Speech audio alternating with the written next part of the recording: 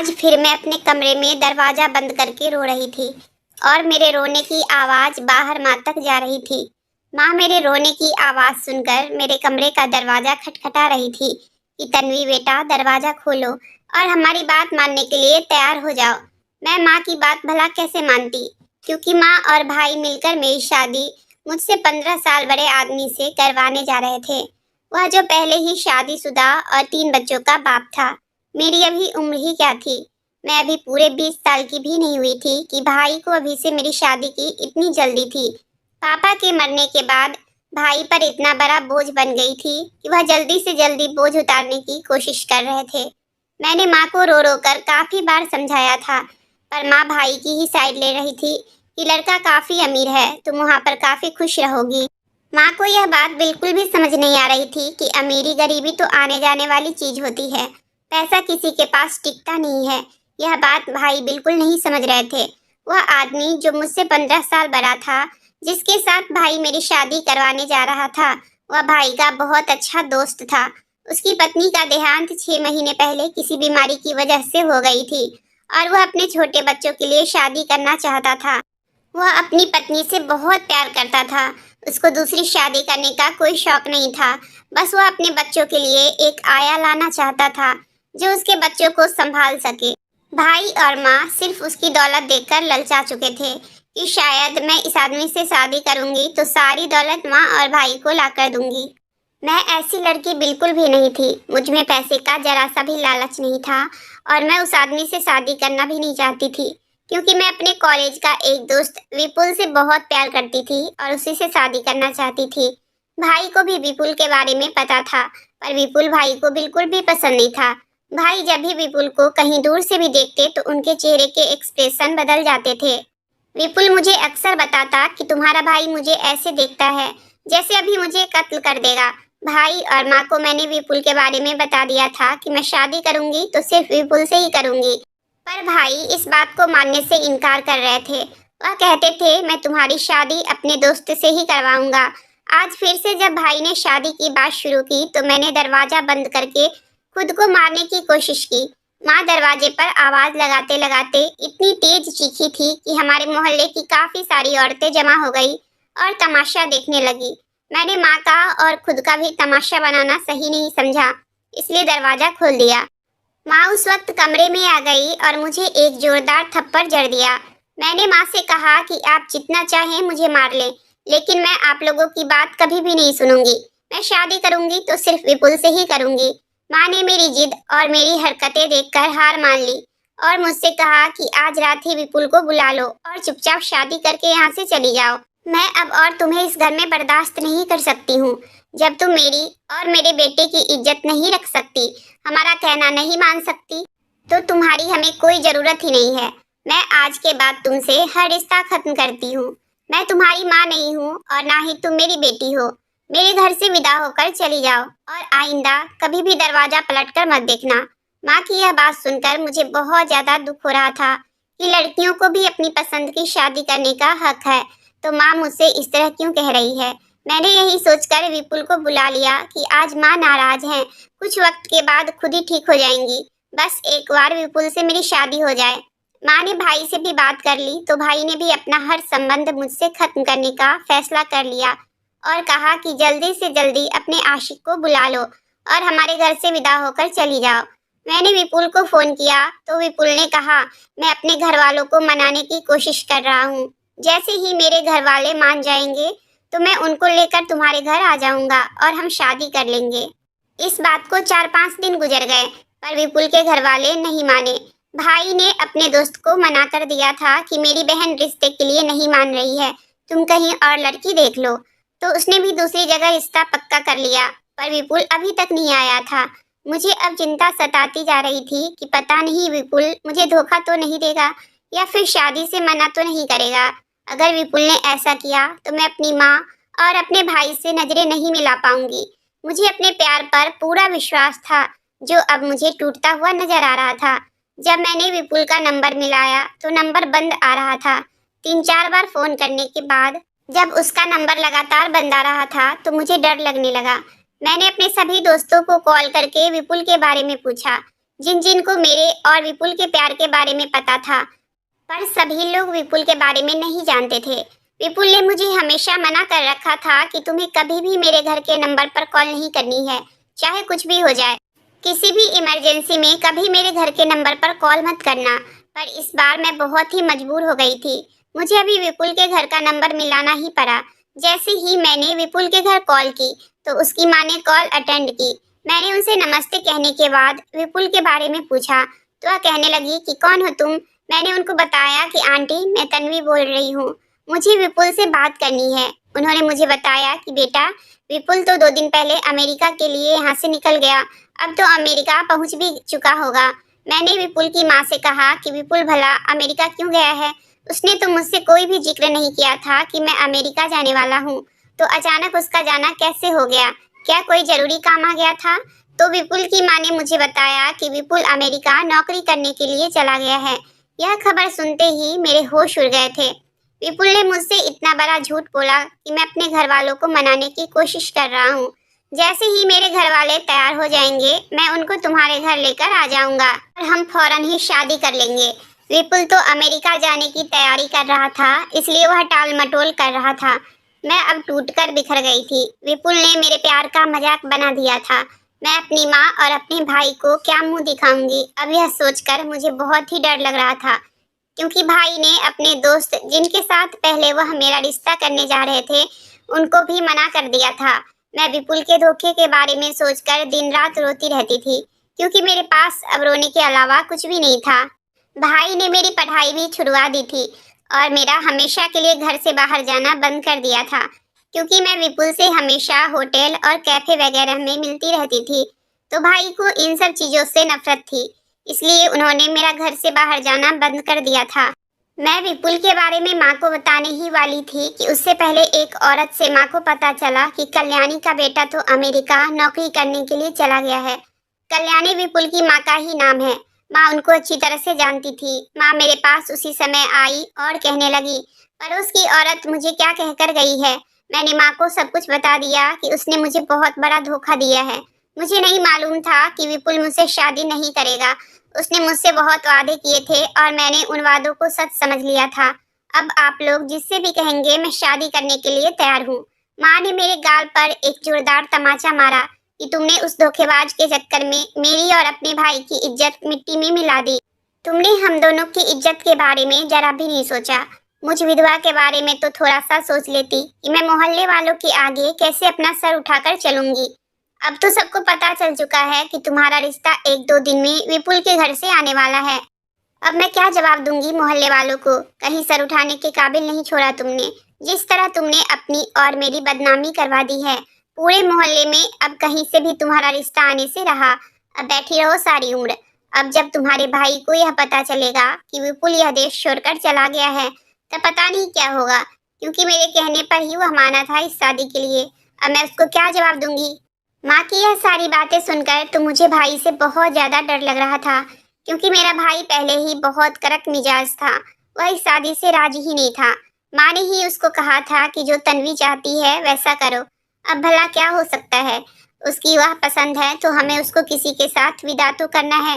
भला हम चाहे जहाँ चाहते हैं वहाँ ना सही, जहाँ यह चाहती है उसकी शादी वहीं पर हो जाए। अब कुछ भी नहीं हो सकता था। भाई का गुस्सा मुझे बर्दाश्त करना ही था।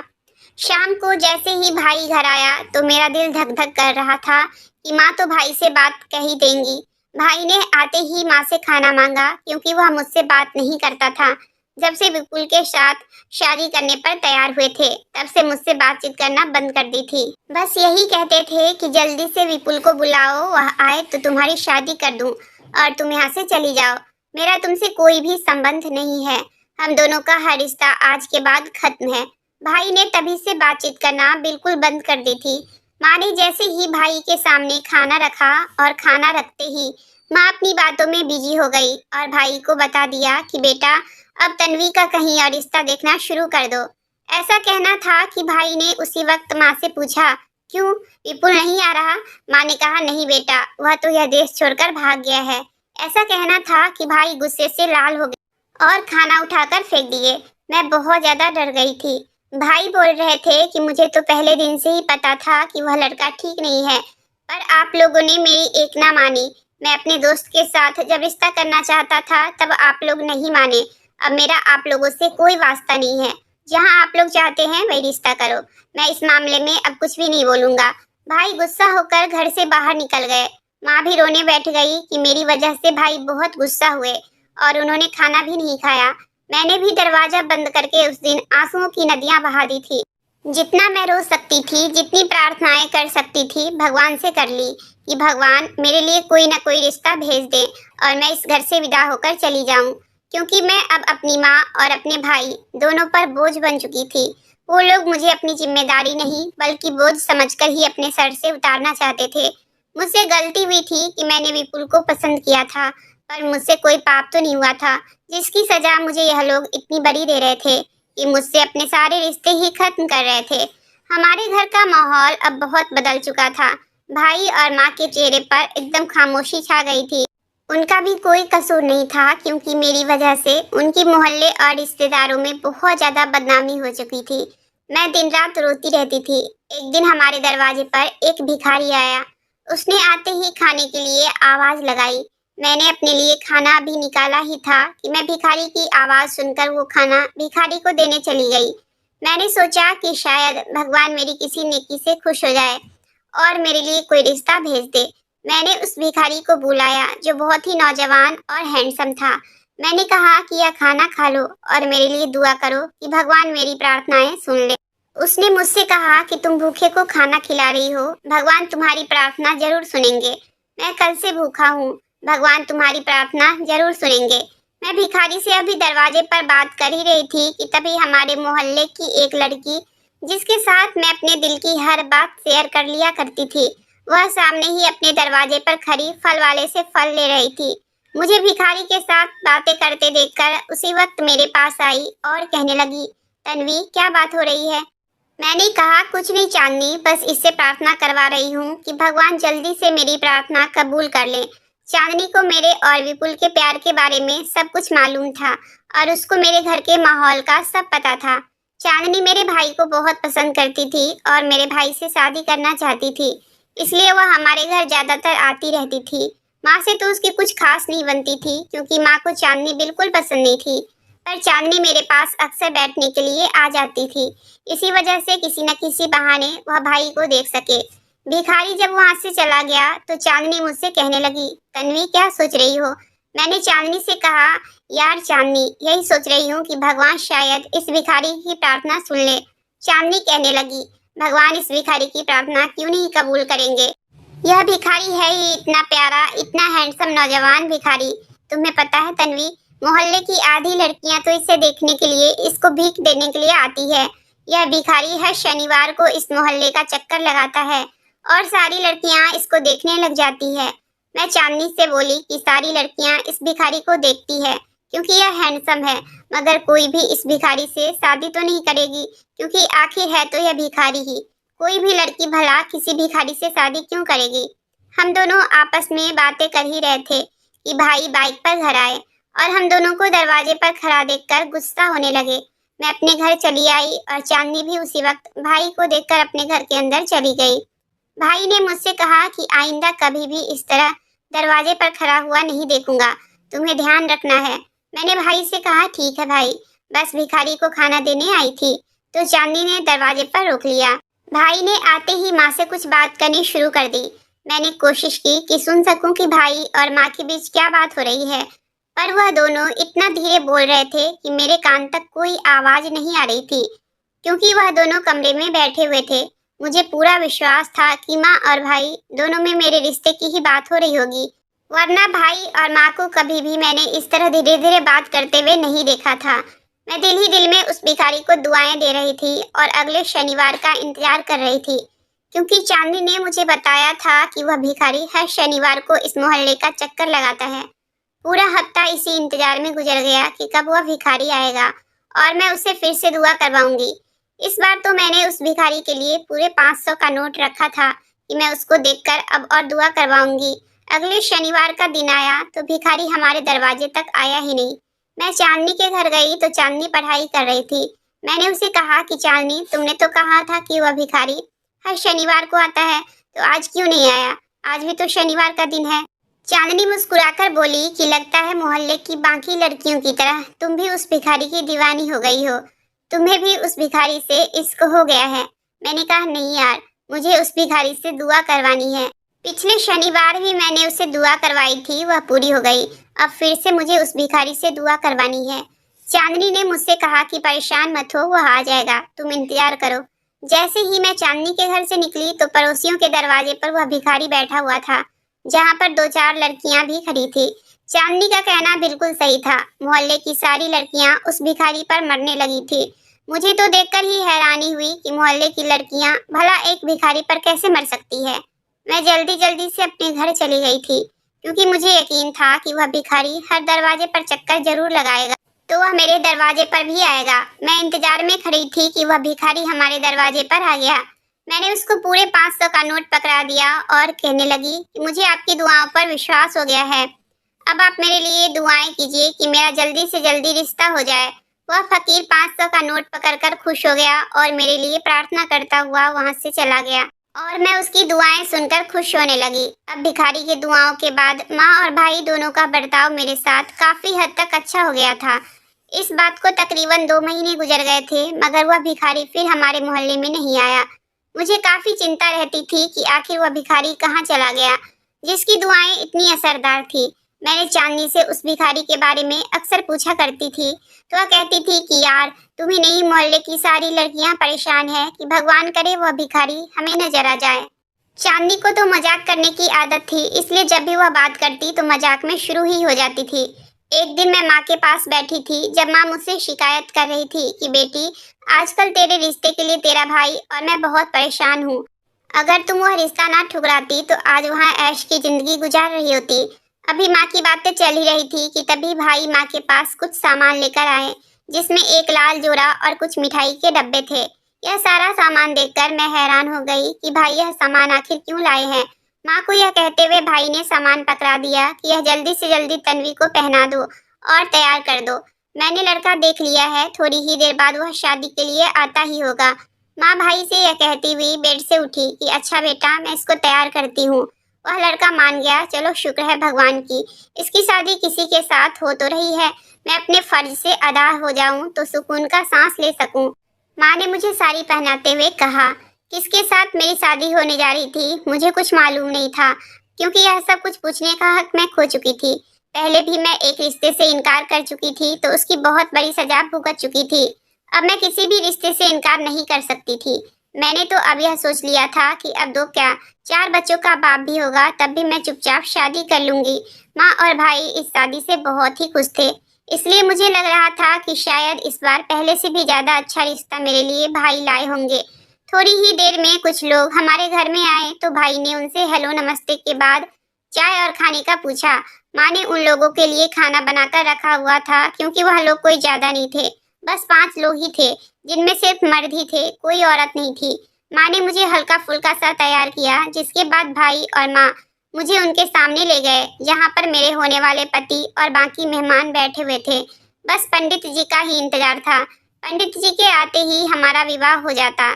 मैंने एक नजर उठाकर भी अपने होने वाले पति को नहीं देखा था। जैसा भी था, अब मुझे वह पति के रूप में स्वीकार था, जो मेरी माँ और मेरा भाई मुझे देने जा रहे थे। विपुल के धोखे के बाद मैं अपनी माँ और अपने भाई को किसी के लिए मना करने के बारे में सोच भी नहीं सकती थी। जिस वक्त मेरा विवाह हो रहा था उस वक्त मुझे विपुल की बहुत ज्यादा याद आई थी, क्योंकि मैंने उससे बहुत ज्यादा मोहब्बत की थी। मैंने अपनी सारी जिंदगी विपुल के साथ गुजारने के ही सपने देखे थे। विपुल की मोहब्बत भले ही झूठी थी, पर मेरी मोहब्बत बिल्कुल सच्ची थी। आज अगर विपुल मेरे साथ शादी कर लेता तो मैं खुद को भाग्यशाली लड़की समझती, पर अफसोस था कि विपुल मुझे धोखा देकर वहां से भाग गया था। थोड़ी देर बाद पंडित जी आए, जिन्होंने हमारा विवाह करवाया। शादी हो जाने के बाद सारे लोग वहां से चले गए, सिवाय मेरे पति के। कुछ ही देर बाद माँ ने मुझे गले लगाकर सिर्फ इतना ही बोला कि मेरी बेटी, मुझे माफ कर देना, मैंने तुम्हारे साथ अच्छा बर्ताव नहीं किया। मैंने माँ से कहा कि माँ, आपकी कोई भी गलती नहीं है, जो गलती है वह मेरी है। मैंने अपनी ही गलती की सजा भुगती है, आपको माफी मांगने की कोई जरूरत नहीं है। भाई की आंखों में भी उस वक्त आंसू नजर आ रहे थे, पर वह मुझे कुछ बोल नहीं रहे थे। मैंने भाई से कहा कि भाई, मेरे दिल में आपके लिए भी कोई शिकवा नहीं है, हो सके तो मुझे माफ कर दीजिएगा। मेरी वजह से आप लोगों ने बहुत ही बदनामी उठाई है, मुझे इस बात का बहुत ज्यादा दुख है। इसके बाद कुछ ही देर में भाई ने मुझे और मेरे पति को एक गाड़ी में बैठा दिया और गाड़ी चलने लगी। मुझे नहीं मालूम था कि वह गाड़ी कहाँ जा रही है। चलते चलते वह गाड़ी एक वीरान सी जगह पर एक झुग्गी के आगे जाकर खड़ी हो गई। मैं हैरान रह गई थी कि यह गाड़ी यहाँ पर क्यों रुकी है और हम लोग यहाँ पर क्यों आए हैं। मैं अभी यह सोच ही रही थी कि तभी मेरा पति गाड़ी से उतरा और मुझे भी उतरने के लिए कहा। मैं उसके कहने पर गाड़ी से उतरी तो वह मुझे एक झोपड़ी में ले गया, जहाँ पर उसने मुझे बताया कि यही मेरा घर है। यह सुनकर मेरे पैरों तले से जमीन निकल गई। मेरे भाई और मेरी माँ ने मुझे एक झोपड़ी में रहने वाले से ब्याह कर दिया था। क्या यह लोग मुझसे इतना तंग आ गए थे? मैं अपनी किस्मत पर रो रही थी। उस झोपड़ी में इतना ज्यादा अंधेरा था कि मुझे यहाँ पर कुछ भी दिखाई नहीं दे रहा था। थोड़ी ही देर बाद मेरा पति एक मोमबत्ती और माचिस ले आया, ताकि मोमबत्ती जलाकर वह उस झोपड़ी में थोड़ी बहुत रोशनी कर सके। जैसे ही उसने माचिस की तीली जलाकर मोमबत्ती जलाई और कमरे में हल्की सी रोशनी आई, तो उस भिखारी को देखकर मेरी जान ही निकल गई थी, क्योंकि वह तो वही भिखारी था जो हमारे मोहल्ले में अक्सर आता रहता था, जिससे मैंने दुआ करवाई थी कि मेरी शादी जल्दी से जल्दी हो जाए। वही भिखारी जिस पर हमारे मोहल्ले की सारी लड़कियां मरती थी। मैंने उसको देखकर जैसे ही सवाल किया कि क्या तुम मेरे पति हो, तो उसने कहा कि हाँ, मैं ही तुम्हारा पति हूँ। जिस दिन तुमने मुझे दुआ करवाने के लिए अपने दरवाजे पर रोका था, उसी दिन तुम्हारे भाई ने हम दोनों को देख लिया था। तुम्हारे भाई ने मुझे भिखारी नहीं बल्कि तुम्हारा आशिक ही समझ लिया। उसने कहा कि मैं तुम्हारे लिए ही यहाँ पर आया था। उसने तुम्हें तो कुछ नहीं बोला, पर मुझे बहुत ज्यादा मारा और कहने लगा कि तुम्हारी हिम्मत कैसे हुई हमारे दरवाजे तक आने की। मैंने उसको लाख समझाने की कोशिश की कि मैं एक भिखारी हूँ, सिर्फ भीख के लिए ही आया था, पर उसको यकीन नहीं आया। उसने मुझे इतना हैंडसम देखकर यही समझा कि मैं तुम्हारा आशिक हूँ और वेश बदलकर तुमसे यहाँ पर मिलने के लिए आया हूँ। उसने मेरी एक बात भी नहीं मानी और फिर मुझसे कहा कि अगर ऐसी ही बात है तो तुम मेरी बहन से शादी कर लो। मैं तुम्हारे भाई से कहा था कि अपनी बहन की जिंदगी बर्बाद मत करो। मैं एक भिखारी हूँ, तुम अपनी बहन की शादी मुझ जैसे भिखारी से मत करवाओ। पर तुम्हारा भाई मानने के लिए तैयार ही नहीं था और मुझसे कहने लगा कि अगर तुमने मेरी बहन से शादी ना की तो मैं तुम्हें और अपनी बहन दोनों को ही मार दूंगा। मैं सिर्फ तुम्हारी जान बचाने के लिए तुमसे शादी की है। मैंने उस भिखारी यानी कि अपने पति का धन्यवाद किया कि उसने मेरी जान बचाने की खातिर मुझसे शादी कर ली और मेरे बारे में इतना सोचा। इसके बाद उस भिखारी को ही मैंने अपना सब कुछ समझ लिया था। उसके घर को मैंने बहुत अच्छे तरीके से संभाल लिया था। अब जो कुछ भी था मेरे लिए यही सब कुछ था, क्योंकि यही मेरा पति था। मैंने अब सोच लिया था कि मैं जिंदगी में कभी भी अपने भाई और अपनी माँ के पास वापस लौटकर नहीं जाऊंगी। कुछ ही दिनों बाद माँ और भाई मुझसे मिलने के लिए मेरे घर आए थे। मुझे झोपड़ी में देखकर माँ और भाई दोनों की आंखें भर आई थी। मेरे घर में क्योंकि कोई भी सहूलियत की चीज नहीं थी, एक अच्छा सा कमरा था जो बहुत ही पुराना था। माँ और भाई को एहसास हुआ कि मैं इस झोपड़ी में नहीं रह पाऊंगी और उनसे बहुत बड़ी गलती हो गई है मेरी शादी उस भिखारी के साथ करवाकर। माँ ने मुझे वापस अपने साथ चलने के लिए कहा कि तुम्हें मैं यहाँ नहीं रहने दूंगी। मुझे नहीं मालूम था कि तुम्हारी शादी तुम्हारे भाई ने एक भिखारी के साथ कर दी है। तुम मेरे साथ वापस चलो। मैंने माँ को मना कर दिया कि अब जैसा भी है यही मेरा घर है, मैं अपने पति के साथ ही रहूंगी, यहाँ से बिल्कुल नहीं जाऊंगी। यह झोपड़ी कच्ची ही सही पर इसमें सुकून बहुत ही ज्यादा है। ये मेरा अपना घर है। भाई ने तो एक भिखारी को भी मेरा आशिक समझ लिया। भाई को तो मुझ पर थोड़ा सा भी विश्वास नहीं था। फिर मैं आप लोगों के साथ वापस क्यों जाऊं? माँ और भाई दोनों मुझसे माफी मांग रहे थे, पर मैं अब अपने घर में बहुत ही ज्यादा खुश थी। माँ और भाई दोनों वापस चले गए तो मेरे पति ने मुझे धन्यवाद किया कि तुम मेरे साथ इस गरीब खाने में भी खुश हो। मुझे बहुत ही ज्यादा खुशी है। मेरे पति कह रहे थे कि मैं बहुत ही भाग्यशाली हूँ जो मुझे तुम जैसी पत्नी मिली है। हम दोनों की शादी भले एक गलत फहमी में ही हो गई है, पर हम दोनों एक दूसरे के साथ बहुत ज्यादा खुश थे। एक दिन मेरा पति किसी काम की वजह से बाहर चला गया।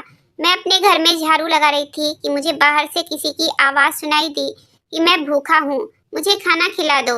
मेरे घर में तो उस वक्त कुछ भी नहीं था, क्योंकि मेरा पति खुद शादी से पहले एक भिखारी था, लेकिन शादी के बाद उसने भीख मांगना छोड़ दिया था और मजदूरी करना शुरू कर दी थी, क्योंकि उसको पता था कि उसका इस तरह भीख मांगना मुझे अच्छा नहीं लगेगा। इसलिए उसने अब काम करना शुरू कर दिया था। उसके इस काम करने वाली बात से मैं बहुत खुश थी। अब हमारे हालात भी ठीक हो रहे थे, क्योंकि मेरे पति अब बहुत मेहनत करते थे और मुझे खुश रखने की कोशिश करते थे। जैसे ही मैं भिखारी की आवाज़ सुनी तो मैं उसी वक्त किचन की तरफ गई कि कुछ भी खाने के लिए मिल जाए तो मैं उस भिखारी को लाकर दे दूं। किचन में और तो कुछ नहीं था, बस रात की बची हुई 2 रोटी पड़ी हुई थी। मैंने वह रोटी और नमक प्लेट में डाले और उस भिखारी को देने के लिए दरवाजे पर चली गई। जैसे ही मैंने दरवाजे से पर्दा हटाया तो यह देखकर मेरी जान ही निकल गई कि वह भिखारी कोई और नहीं बल्कि विपुल था। विपुल को इस तरह देखकर मैं बहुत ज्यादा हैरान हो गई थी। विपुल ने जब मेरी तरफ देखा तो उसकी आंखों से आंसू निकल आए और वह मेरे पैरों पर गिर पड़ा। वह मुझसे माफी मांग रहा था कि तन्वी, मुझे माफ कर दो, मैं तुम्हारा पापी हूँ। तुम्हारे साथ धोखा करने के बाद ही मैं यहाँ तक पहुँचा हूँ। जरूर यह तुम्हारी बद्दुआओं का असर है जिसने मुझे बर्बाद कर दिया है। मैं विपुल की कोई भी बात सुनने के लिए तैयार नहीं थी। मैंने उसी वक्त दरवाजा बंद कर दिया और अपने घर के अंदर आ गई। मुझे यकीन नहीं आ रहा था कि विपुल आखिर इस हालत तक कैसे पहुंचा। मैं उसकी कहानी सुनना तो चाहती थी, पर उससे बात करना बिल्कुल भी नहीं चाहती थी, क्योंकि मुझे विपुल से बहुत नफरत थी। पर उसकी यह हालत पर मुझे बहुत ज्यादा दुख हो रहा था। विपुल काफी देर तक मेरा दरवाजा खटखटाता रहा कि तन्वी, दरवाजा खोलो, मुझे माफ कर दो। जब तक तुम मुझे माफ नहीं करोगी मैं यहाँ से नहीं जाऊंगा। इतनी ही देर में मेरा पति भी घर आ गया। उसने विपुल को इस तरह मेरे दरवाजे को खटखटाता देखकर उससे सवाल किया कि कौन हो भाई, क्यों हमारे दरवाजे पर बैठे हो। विपुल ने सारी सच्चाई मेरे पति को बता दी कि मैं तन्वी से माफी मांगना चाहता हूँ, मैं इसका पापी हूँ। मेरे पति मेरे पास आए और मुझसे पूछने लगे कि यह लड़का कौन है। मैंने सब कुछ अपने पति को सच सच बता दिया कि यह वही लड़का है जिसकी वजह से मेरी जिंदगी बर्बाद हो गई है। अगर यह मुझे धोखा नहीं देता तो आज मैं इतनी मुश्किल जिंदगी अपने भाई के घर में ना गुजार कर आती। मैंने कितनी तकलीफ सही है और कितने ताने सहे हैं इसकी वजह से, यह मैं ही जानती हूँ। मैं इसको कभी भी माफ नहीं करूँगी। मेरे पति ने मुझसे कहा कि तुम्हें विपुल को माफ कर देना चाहिए, क्योंकि ये ऐसा नहीं करता तो शायद हम कभी भी एक ना होते। अगर तुम्हारे दिल में मेरे लिए जरा सी भी जगह है तो तुम्हें विपुल को माफ कर देना चाहिए। मैंने अपने पति के कहने पर विपुल को माफ कर दिया और विपुल वहां से चला गया। विपुल अमेरिका जाकर गलत आदतों में पड़ गया था, गलत काम करने लगा था। एक दिन पुलिस ने उसे गैर कानूनी काम करते हुए पकड़ लिया। उसको बचाने के चक्कर में उसका घर, जमीन जायदाद सब चला गया। वह वापस तो आ गया मगर बिल्कुल कंगाल हो गया था। अब उसके पास कुछ भी नहीं बचा था। उसके माँ बाप को इन सब बातों का इतना सदमा लगा कि वह हार्ट अटैक से मर गए। अब वह दर दर की ठोकरें खा रहा है और भीख मांगकर गुजारा कर रहा है। यह बात जानने के बाद मुझे अफसोस तो हुआ, मगर मेरे दिल को शांति मिली थी कि अगर मेरे साथ गलत किया उसने तो भगवान ने उसको उसके कर्मों की सजा दे दी। इन सब बातों को भूलकर मैं अपने पति के साथ बहुत ही खुशी खुशी जिंदगी गुजार रही हूँ। अगर आपको कहानी अच्छी लगी हो तो प्लीज वीडियो को लाइक और चैनल को सब्सक्राइब करें।